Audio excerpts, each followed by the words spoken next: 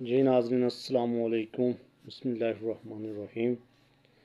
जी नाज़रीन, मरियम ने एक दिन पहले बयान दिया है कि मुझे शो ऑफ पसंद नहीं है, मुझे दिलेर लोग पसंद हैं, मैं जो है प्रोटोकॉल को पसंद नहीं करती हूँ। इसके ऊपर जो है अली ज़ई ने बहुत खूबसूरत अपना एनालाइज जो किया है। आइए अली ज़ई की ज़बानी सुनते हैं। वजीर आला पंजाब नकली उसके बेटे को ट्रैफिक पुलिस रोक करके चालान करती है और पिछले 10 दिनों से सरकारी टेलीविज़न पर और सोशल मीडिया पर वजीर आला नकली और उसकी काबीना इस बात पर फ़ख्र करती है और इस बात पर अपनी सियासत को चमकाते हैं कि हमने निज़ाम को इतना बेहतर कर लिया कि यहाँ पर ताकतवर को भी कानून के कटोरे में खड़ा किया जाता है। कल मरियम नवाज़ ने अपने एक प्रोग्राम में अपने बेटे का जिक्र करते हुए कहा, मुझे अपने बेटे पर फख्र है। तो मेरे बेटे की जो सिक्योरिटी की कार थी, उसको जो हमारी पेट्रोलिंग की गाड़ी थी उसने पकड़ लिया। तो उन्होंने जब देखा कि अगली गाड़ी में जुनेद बैठा हुआ है, तो उनको पता चला। वो जुनेद के पास आए और उन्होंने जुनेद को कहा कि जुनेद साहब, हमें तो पता नहीं था कि इसमें वजीर आला का बेटा बैठा हुआ है, तो हम आपसे माफी मांगते हैं, सॉरी आपको रोका।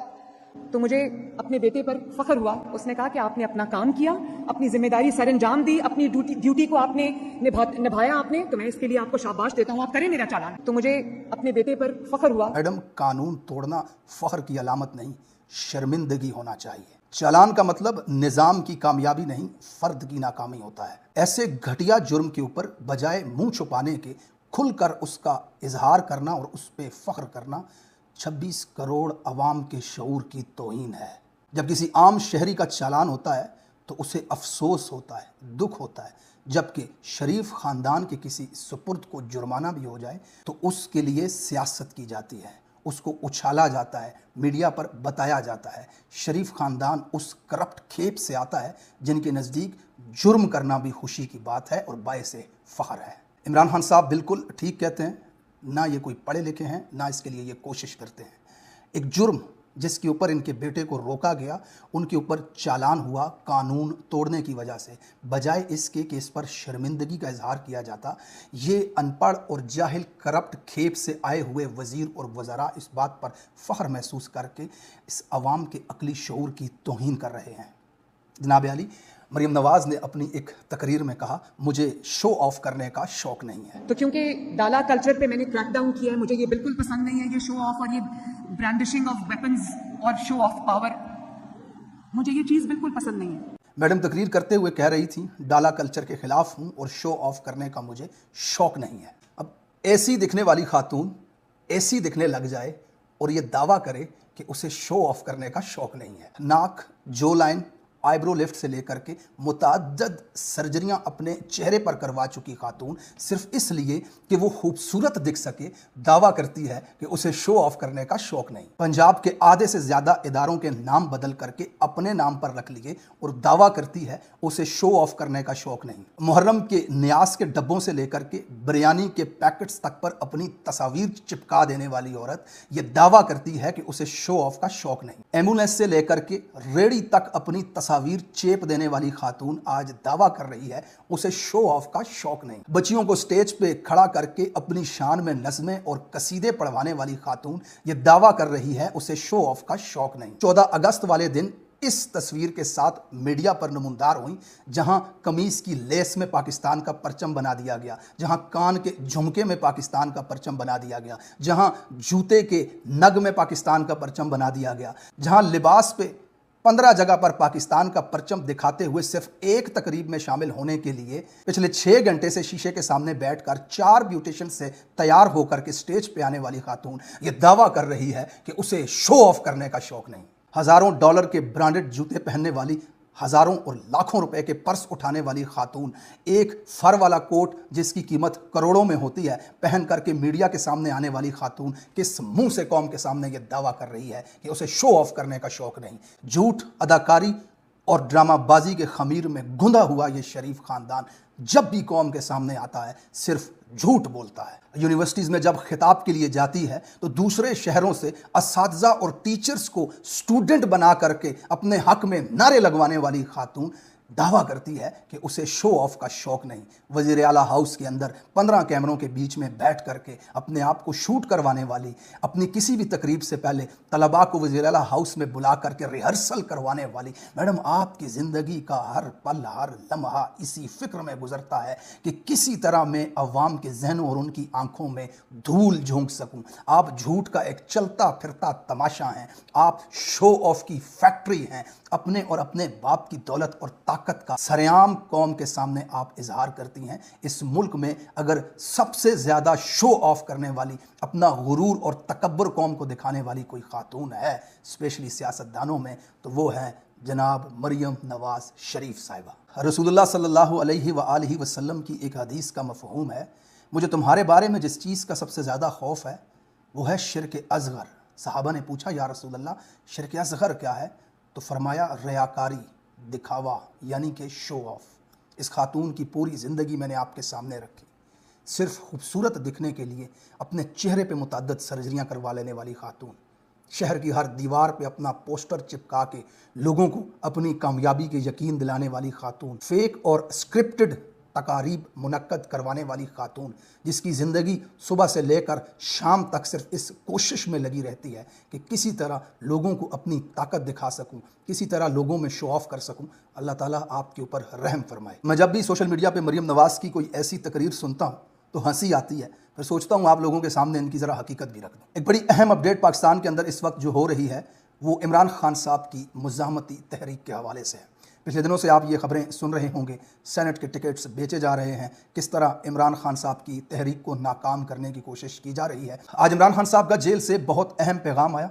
उस पैगाम में क़यादत यानी कि लीडरशिप की तरफ वाज़ेह अहकामात थे। जनरल आसिम मुनीर के हवाले से बिल्कुल वाज़ेह अल्फाज में खुलकर इमरान खान साहब ने बात की है। वो ट्वीट में आपको पढ़ करके सुनाता हूँ, जहाँ ज़रूरत होगी मैं आपके सामने उसका सियाको सबाक भी रखूँगा।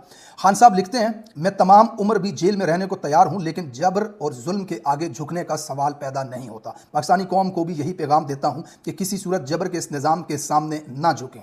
मुज़ाकरात का वक्त अब गुजर चुका है, अब सिर्फ कौम के एहतजाज का वक्त है। बड़ी अहम लाइन है, इसको समझ लीजिएगा। ये जितनी चमगोइयाँ थीं, बातचीत, मुज़ाकरात, सब इमरान खान साहब ने ख़त्म कर दिए।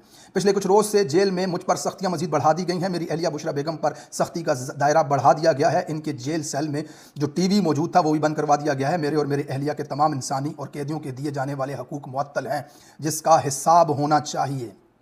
मुझे मालूम है कि एक कर्नल और जेल सुपरिटेंडेंट अंजम ये सब कुछ आसिम मुनीर के कहने पर कर रहे हैं। ज़रा गौर कीजिएगा इस लाइन के ऊपर। तहरीक इंसाफ की स्ट्रेटजी बाहर मौजूद क़यादत को भी देखें और इनके लीडर के पैगाम को देखें।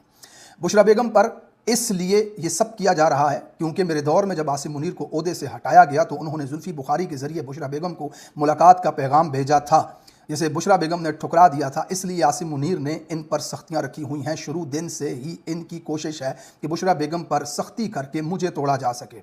जिस जेल में मुझे रखा हुआ है वहाँ सैकड़ों पाकिस्तानियों के कातिल और दहशतगर्द भी मुझसे बेहतर हालत में रह रहे हैं। एक फ़ौजी रिजवान को शान शौकत में रखा हुआ है, लेकिन मुझ पर हर तरह का जुल्म जारी है। ये जो भी कर लें, इस जुल्म के आगे ना सिर्फ ना मैं पहले झुका था, ना अब झुकूंगा। पंजाब में पिछले 2 साल से मरियम नवाज़ और मोहसिन नकवी के ज़ेर साया जबर फस्तायत का जो माहौल है, इसने जमहूरियत और सियासी सरगर्मियों का खात्मा कर रखा है। तमाम मेंबरान असम्बली का काफ़िले की सूरत में पंजाब आकर सियासी इज्तिमा करना खुशाइंद है। जिस सियासी इज्तिमा के ऊपर बहुत ज़्यादा तनकीद हुई सोशल मीडिया के ऊपर सहाफ़ियों की तरफ से कि यहाँ पे पंजाब की क़यादत क्यों नहीं थी, एक अमीर होने वाले सेनेटर के घर पर इशाया करने आप लोग पहुँच गए। उस हवाले से इमरान खान साहब ने बड़ी पॉजिटिव बात की। उन्होंने कहा यह खुश आइंद है। इस वक्त मुझ समेत कई अफराद सख्त तरीन जेलें काट रहे हैं, इसलिए पार्टी का हर शख्स अपने ज़ाती इख्तलाफात को मुकम्मल तौर पर नज़रअंदाज करे। मीडिया के सामने अपने ज़ाती और अंदरूनी इख्तलाफात, अंदरूनी मामलात को ज़ेर गुफ्तगू लाना किसी तौर काबिल कबूल नहीं है। मेरी सख्ती से हदायत है कि पार्टी में बड़े से बड़ा अहदेदार या छोटे से छोटा कारकन या ज़िम्मेदार social media, electronic media, print media के किसी भी और फॉर्म पर पार्टी के अंदरूनी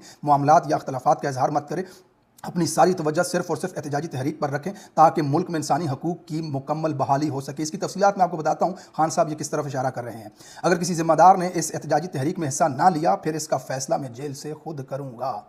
तमाम पार्टी मेंबरान और अहदेदारान को हिदायत करता हूं कि मेरे ट्विटर पैगामात को खुद रीट्वीट करें और ज़्यादा से ज़्यादा अफराद तक मेरे पैगामात को पहुंचाएं। सेनेट की टिकटों के हवाले से पार्टी बाहमी मुशावरत से फैसला करे। वज़ीर-ए-आज़म इमरान खान का जेल से पैगाम। जनाब, इसमें दो चीज़ें जो आपके सामने एक्सप्लेन करनी है। पहली चीज़ ये है कि खान साहब ने कहा है कि तमाम पार्टी अहदेदारान मेरी ट्वीट को रीट्वीट करें। यकीन करें, यहाँ पर तहरीक इंसाफ की आधे से ज़्यादा जो क़यादत है उसे रात भर नींद नहीं आएगी। मैं आपको दावे और चैलेंज के साथ कहता हूँ, leader pattern in chief Imran Khan का ये वाज़े पैगाम के पार्टी के तमाम ओहदेदार मेरी ट्वीट को रीट्वीट करें, यानी कि इसको शेयर करें अपनी टाइमलाइन के ऊपर। जो बात मैं कर रहा हूं इसके साथ इत्तेफाक करें। याद रखिए पाकिस्तानियों, आधे से ज्यादा तहरीक इंसाफ की लीडरशिप ऐसी होगी कि पैटर्न इन चीफ और इमरान खान के इस वाज़े हुक्म के बावजूद इमरान खान के इस ट्वीट को रीट्वीट नहीं कर सकेंगे जिसमें इतना खुल करके इमरान खान साहब ने जंगल के बादशाह का नाम लिया है। तो जनाब आली, ये पैगाम लीडरशिप के लिए इमरान खान ने इसलिए दिया कि जड़ें बढ़ो, मर्द बनो और खुल करके वो बात करो जो हकीकत है, जो सच है। इस मुल्क में जुल्म, फस्तायत और बदमाशी का नंगा नाच जिसके हुक्म पे किया जा रहा है उसका नाम लो कौम के सामने। और अनफॉर्चुनेटली पाकिस्तान तहरीक इंसाफ की क़यादत जो बाहर मौजूद है उनमें से बहुत सारे ऐसे हैं जिनके अंदर जुर्रत नहीं होगी इस ट्वीट को रीट्वीट करने की। आपके सामने लेकर के आऊँगा वो नाम जो इस ट्वीट को रीट्वीट नहीं करेंगे या खान के इस बयान के साथ खड़े नहीं होंगे। दूसरा अहम मैसेज था जो इस इमरान खान के ट्वीट के अंदर, वो पार्टी के अंदरूनी इख्तलाफात की वजह से था। वो भी थोड़ा सा एक्सप्लेन कर लेता हूँ। गुज़िश्ता दिनों जो लाहौर के अंदर एक बड़ा इज्तिमा हुआ था, एक सेनेटर अफरीदी साहब हैं, बड़े अमीर, पैसे वाले, बड़ी दौलत है उनके पास। उन्होंने सेनेट का टिकट लिया, बाज़ लोगों के मुताबिक उन्होंने ख़रीदा। वल्लाहु आलम जो भी था, एक नज़रियाती कारकुन थे ज़ीशान साहब, उनको आगे आना चाहिए था। खान साहब ने उनका नाम भी लिया था लेकिन उन्हें अनफॉर्चुनेटली टिकट नहीं मिला। उसके बाद कुछ मामलात इस तरह के हुए, कारकुनान ने तनकीद की कि भाई फार्म हाउस पर जाके नाश्ता करने आप चले गए वहाँ पे शाइया लेने के लिए, और उसमें फ़लाँ को होना चाहिए था। यानी कि आलिया हमज़ा चीफ ऑर्गेनाइज़र हैं पंजाब की बाकी क़यादत, वहाँ पर तो कोई भी नहीं था। तो पार्टी ने जवाब दिया कि भाई ये सिर्फ पार्लियामेंटेरियंस के थे। तो इस बीच में आलिया हमज़ा साहिबा की तरफ से एक ऑडियो मैसेज लीक कर दिया गया जनाब शेख वकास अकरम साहब का। वो मीडिया के पास आया, मंसूर ने अपने वीलॉग में उसको चलाया और उसके बाद फिर शेख वकास अकरम के वो मैसेजेस भी लीक हुए जिसमें वो तकरीबन बहस कर रहे हैं और बड़े सख्त अल्फाज में आलिया हमज़ा की मजम्मत कर रहे हैं कि ये क्या हरकत आपने की है, कितनी मीडिया हंगरी हैं आप कि आपने प्राइवेट मैसेज को लीक कर दिया। ये ड्रामा पिछले 2 दिन से सोशल मीडिया पर चलता रहा।